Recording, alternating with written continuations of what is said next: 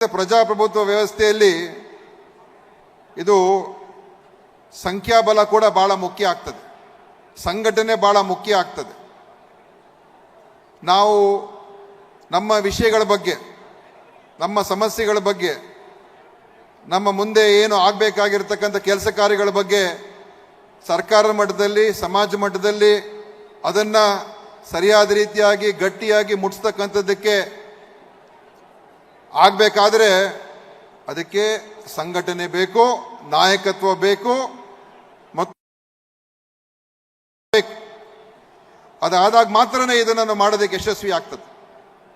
ಅದರಲ್ಲೂ ಕೂಡ ಇವತ್ತಿನ ಸಾಮಾಜಿಕ ವ್ಯವಸ್ಥೆಯಲ್ಲಿ ನಾವು ಎಷ್ಟೇ ಜಾತ್ಯತೀತ ಅಂತ ಹೇಳಿದ್ರು ಕೂಡ ಜಾತಿ ಬಂದೇ ಬರ್ತದೆ. ಎಲ್ಲರೂ ಕೂಡ ಅವರವರ ಜಾತಿಯ ಸಂಘಟನೆ ಮಾಡ್ತಾ ಇದ್ದಾರೆ. ಯಾಕೆಂತ ಹೇಳಿದ್ರೆ ಅವರ ಸಮಾಜದವ್ರನ್ನ, ಅವ್ರನ್ನ ಜಾತಿಯವ್ರನ್ನ ನಾವು ಮೇಲ್ ತರಬೇಕು, ನಮ್ಮ ಇನ್ನೂ ಹೆಚ್ಚಿನ ನಮ್ಮ ಜನರಿಗೆ ಅನುಕೂಲ ಆಗಬೇಕು ಅಂತ ಎಲ್ಲರೂ ಪ್ರಯತ್ನ ಮಾಡ್ತಾರೆ.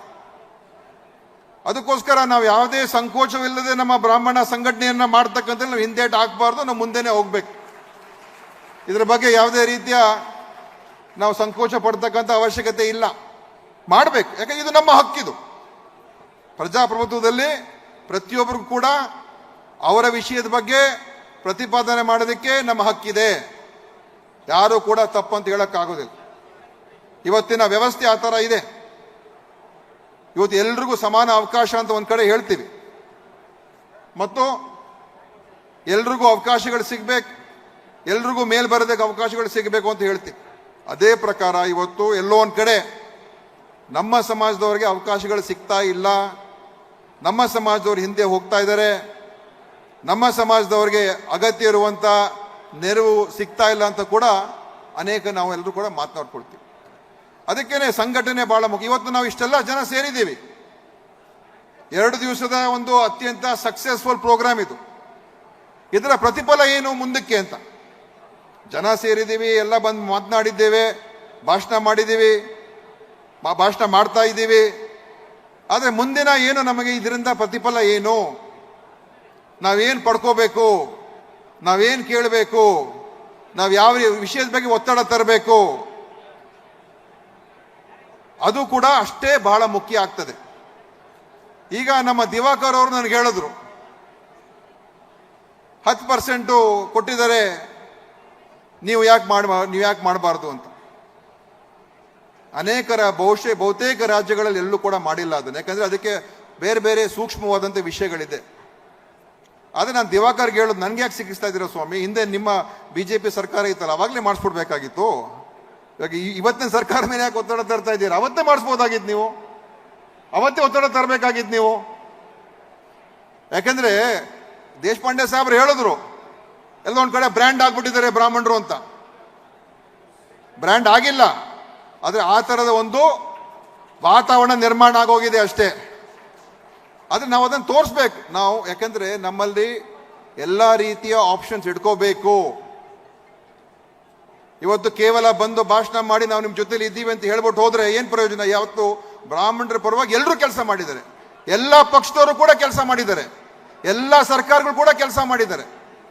ಯಾರು ನಾವು ಒಬ್ಬರೇ ಮಾಡಿದೀವಿ ಅಂತ ಹೇಳ್ತಕ್ಕಂಥದ್ದು ಯಾರು ಹೇಳಕ್ ಆಗೋದಿಲ್ಲ. ನನ್ನ ತಂದೆಯವರು ಕೂಡ ಅಷ್ಟೇ ನೇರವಾಗಿ ನಮ್ಮ ಸಮಾಜದ ಪರವಾಗಿ ನಿಂತಂತ ಒಬ್ಬ ಮುಖ್ಯಮಂತ್ರಿ ಆಗಿದ್ರು. ತದನಂತರ ಎಸ್ ರಮೇಶ್ ಅವರು ಬಹಳ ಗಟ್ಟಿಯಾಗಿ ಈ ಸಮಾಜದ ಬಗ್ಗೆ ಮಾತಾಡಿರ್ತಕ್ಕಂಥ ರಾಜಕಾರಣಿಗಳು ಎಸ್ ರಮೇಶ್ ಕೂಡ ಆಗಿದ್ರು. ದೇಶಪಾಂಡೆ ಸಾಹೇಬರು ಅನೇಕ ರೀತಿಯಾಗಿ ಅವರು ಈ ಸಮಾಜದ ಎಲ್ಲ ಕಾರ್ಯಕ್ರಮದಲ್ಲಿ ಅವರು ಅಧಿಕಾರದಲ್ಲಿದ್ದಾಗ ಅವ್ರಿಗೆ ಅವಕಾಶ ಸಿಕ್ಕಿದಾಗ ಎಲ್ಲ ಮಾಡಿದ್ದಾರೆ.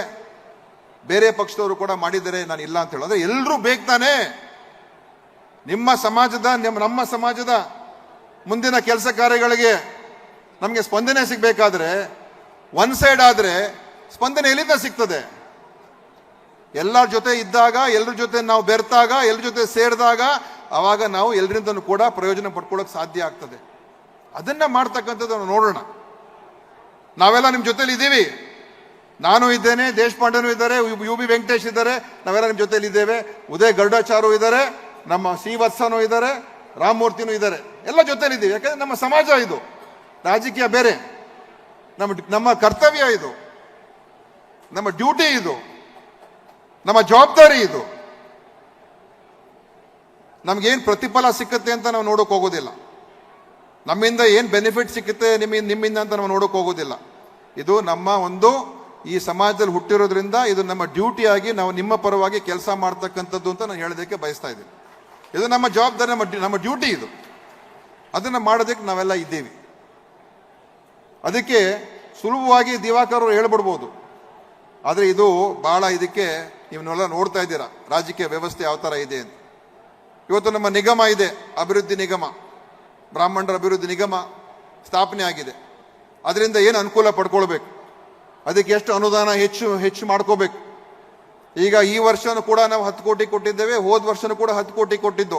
ಅದ್ರ ಹಿಂದಿನ ವರ್ಷಗಳು ಎಷ್ಟು ಕೊಟ್ಟಿದ್ರು ನೀವೇ ಲೆಕ್ಕ ನೋಡಿ, ನಿಮ್ಗೆ ಗೊತ್ತಾಗ್ತದೆ ಯಾರ ಪರವಾಗಿ ಎಷ್ಟು ಬದ್ಧತೆ ಇದೆ ಅಂತ. ನಮಗೂ ಬದ್ಧತೆ ಇದೆ, ಎಲ್ರಿಗೂ ಬದ್ಧತೆ ಇದೆ. ಬದ್ಧತೆ ಇಲ್ಲದೆ ಹೋಗಿದ್ದಿದ್ರೆ ನಾವು ಹಣ ಕೊಡ್ತಾ ಇರಲಿಲ್ಲ. ಏನು ಜಸೀಮ್ ಅವರೇ, ಕರೆಕ್ಟಾ? ನಾನು ಯಾರಿಗೂ ಟೀಕೆ ಮಾಡಕ್ಕೆ ಹೇಳ್ತಾ ಇಲ್ಲ. ನಾನು ಯಾಕೆ ಹೇಳ್ತಾ ಇದ್ದೀನಿ ಅಂದರೆ, ನಮ್ಮನ್ನು ದೂರ ಮಾಡಬೇಡಿ ಅಂತ ಹೇಳ್ತಾ ಇರೋದು ಅಷ್ಟೇ. ನಾವು ನಿಮ್ಮ ಜೊತೇಲಿ ಇದ್ದೀವಿ. ಯಾವುದಾವುದೋ ಕಾರಣಗಳಿಗೋಸ್ಕರ ನೀವು ದೂರ, ಈ ಧರ್ಮ ಇದ್ದೇ ಇರ್ತದೆ. ಯಾರು ಕೂಡ ನಮ್ಮ ಹಿಂದೂ ಧರ್ಮವನ್ನು ಅಲ್ಲಾಡ್ಸಕ್ಕಾಗೋದಿಲ್ಲ. ಯಾರು ಅದಕ್ಕೆ ರಕ್ಷಣೆ ಕೊಡ್ತಕ್ಕಂಥ ಅಗತ್ಯತೆ ಏನಿಲ್ಲ. ಇದು ಸಾವಿರಾರು ವರ್ಷಗಳಿಂದ ಇರುವಂಥ ಸನಾತನ ಧರ್ಮ ಇದು. ಅವಾಗಲೂ ಕೂಡ ಅದಕ್ಕೆ ಪೈಪೋಟಿ ಇತ್ತು, ಇವಾಗಲೂ ಕೂಡ ಪೈಪೋಟಿ ಇರ್ತದೆ. ಸಾಮಾಜಿಕ ವ್ಯವಸ್ಥೆಯಲ್ಲಿ ಪೈಪೋಟಿ ಇದ್ದೇ ಇರ್ತದೆ. ಅದನ್ನು ಎದುರಿಸ್ತಕ್ಕಂಥ ಶಕ್ತಿ ಇದೆ. ಅದು ನಮ್ಮ ಜಾತಿಗೆ ಇವತ್ತು ಏನು ಸಿಗ್ಬೇಕು, ನಮ್ಮ ಬ್ರಾಹ್ಮಣರಿಗೆ ಏನು ಸಿಗ್ಬೇಕು ಇವತ್ತು, ಅದ್ರ ಬಗ್ಗೆ ಮಾತಾಡೋಣ. ಅದಕ್ಕೆ ತಾನೇ ಈ ಮಹಾಸಭಾ ಸೇರಿರೋದು. ಅದಕ್ಕೋಸ್ಕರ ನಾವೆಲ್ಲ ಸಂಘಟನೆ ಮಾಡಿರೋದು. ಇಷ್ಟು ಕಷ್ಟಪಟ್ಟು ಕೋಟ್ಯಾಂತರ ರೂಪಾಯಿ ಖರ್ಚು ಮಾಡಿ ನಾವೆಲ್ಲ ಸೇರೋದು ಏನಕ್ಕೋಸ್ಕರ? ನಮ್ಮ ದೇಶ ಉಳಿಸೋದು ಎಲ್ಲರೂ ಕರ್ತವ್ಯ. ಎಲ್ಲರೂ ಮಾಡ್ತಾರೆ. ಡಾಕ್ಟರ್ ಮಂಜುನಾಥ್ ಮಾಡ್ತಾರೆ, ಬೈರ್ತಿ ಸುರೇಶ್ ಮಾಡ್ತಾರೆ, ಎಲ್ಲರೂ ಮಾಡ್ತಾರೆ. ಎಲ್ಲರೂ ಮಾಡಬೇಕು. ಅದರಲ್ಲಿ ಯಾರು ಕೂಡ ಮೇಲೆ ಕೆಳಗಡೆ ಅಂತ ಏನು ಇರೋದಿಲ್ಲ. ನಾನು ಹೇಳೋದು, ನಮ್ಮವ್ರಿಗೆ ಏನು ಸಹಾಯ ಮಾಡ್ತಕ್ಕಂಥ ಏನು ಕಾರ್ಯಕ್ರಮ ರೂಪಿಸ್ಕೋಬೇಕು. ನಮ್ಮ ಜನರಿಗೆ ಮುಂದೆ ನಮ್ಮ ಮಕ್ಕಳ ಭವಿಷ್ಯಕ್ಕೋಸ್ಕರ ಅನುಕೂಲ ಮಾಡುವಂಥ ಏನು ಕಾರ್ಯಕ್ರಮ ಮಾಡಬೇಕು. ನಮ್ಮ ಮಹಿಳೆಯರಿಗೆ ಅವರ ಸ್ವಾವಲಂಬನೆ ದೃಷ್ಟಿಯಿಂದ ಏನು ಕಾರ್ಯಕ್ರಮ ಮಾಡಬೇಕು, ಯಾವ ರೀತಿ ಸಂಸ್ಥೆಗಳನ್ನು ಕಟ್ಟಬೇಕು, ಏನು ಮಾಡಬೇಕು, ಅದರ ಬಗ್ಗೆ ಹೆಚ್ಚು ಗಮನ ಕೊಡೋಣ. ನಮ್ಮವ್ರಿಗೆ ಏನು ನಮ್ಮಿಂದ ಎಲ್ಲಿಂದ ಸಹಾಯ ಸಿಕ್ಕುತ್ತೋ ಅಲ್ಲಿಂದ ಸಹಾಯ ತಗೊಳ್ಳೋಣ.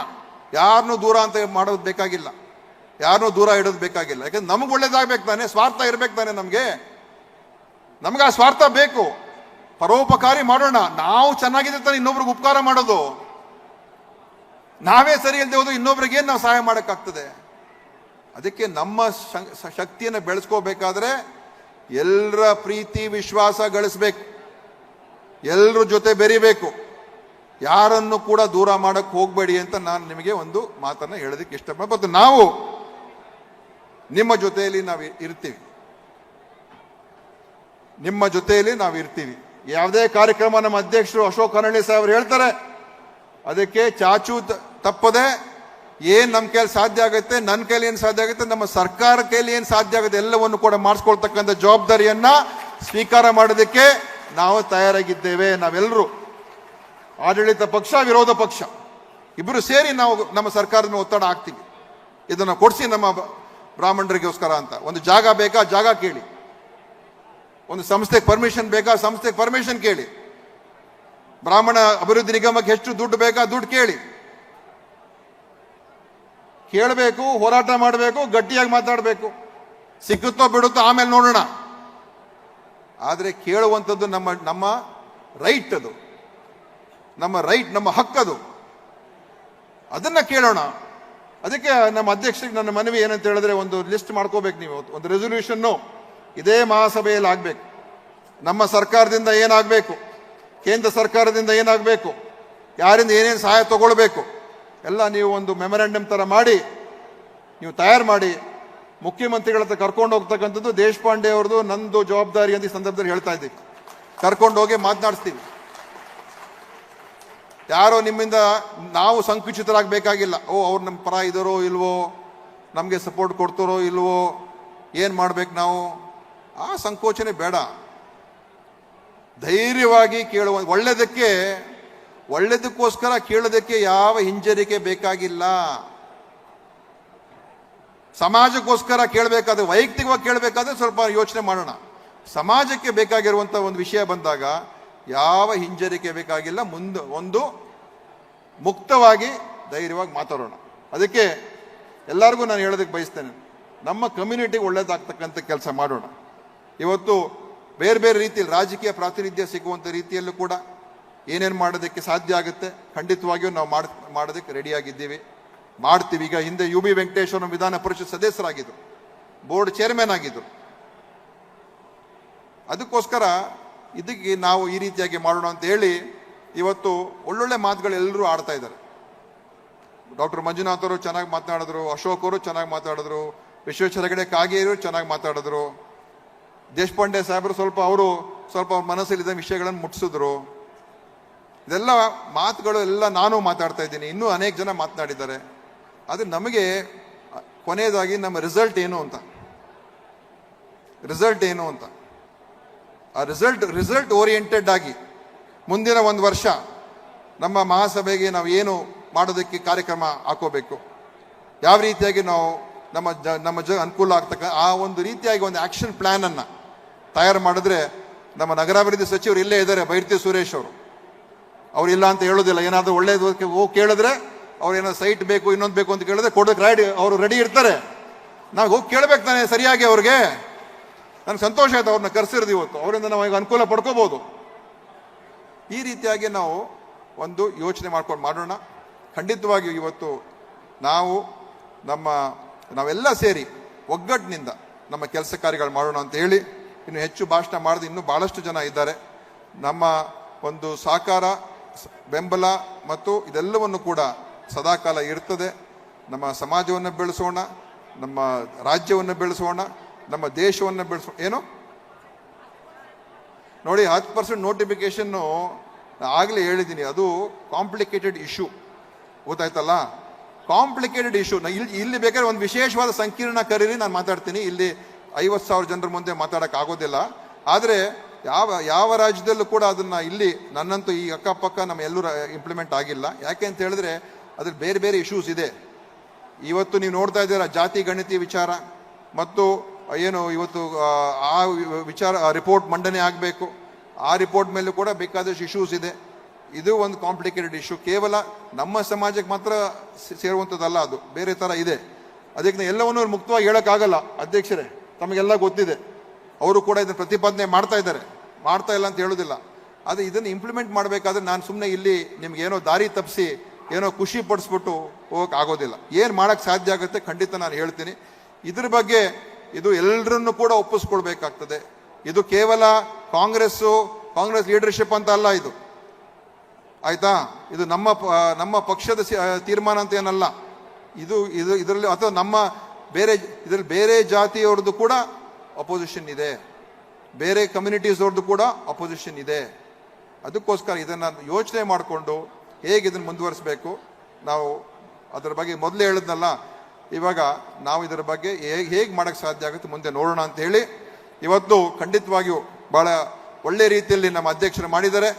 ಅವರ ಅಧ್ಯಕ್ಷತೆ ಮುಂದುವರಿಲಿ, ಇನ್ನೂ ಚೆನ್ನಾಗಿ ಅವರು ನಡೆಸಲಿ. ಮತ್ತು ಅವರ ನಾಯಕತ್ವ, ಇವತ್ತು ನಮಗೆ ನಾಯಕರು ಕಮ್ಮಿ ಸಿಗುವಂಥದ್ದು. ಒಳ್ಳೆ ನಾಯಕರು ಸಿಕ್ಕಿದಾಗ ಅವ್ರನ್ನ ನಾವು ಇಟ್ಕೋಬೇಕು ಜೊತೆಯಲ್ಲಿ, ಅವರನ್ನು ಕೈ ಬಿಡಬಾರ್ದು. ಅವ್ರಿಗಿನ್ನೂ ಹೆಚ್ಚು ಶಕ್ತಿಯನ್ನು ತುಂಬಬೇಕು ನಾವು. ಅದಕ್ಕೆ ಅಶೋಕ್ ಅವರ ನಾಯಕತ್ವಕ್ಕೆ ನಾವೆಲ್ಲರೂ ಒಪ್ಕೊಂಡು ಕೆಲಸ ಮಾಡೋಣ, ಅವ್ರಿಗಿನ್ನೂ ಹೆಚ್ಚಿನ ಶಕ್ತಿಯನ್ನು ತುಂಬೋಣ ಅಂತ ಹೇಳಿ ನಾನು ಮಾತನ್ನು ಮುಗಿಸ್ತೇನೆ. ಜೈ ಹಿಂದ್, ಜೈ ಕರ್ನಾಟಕ.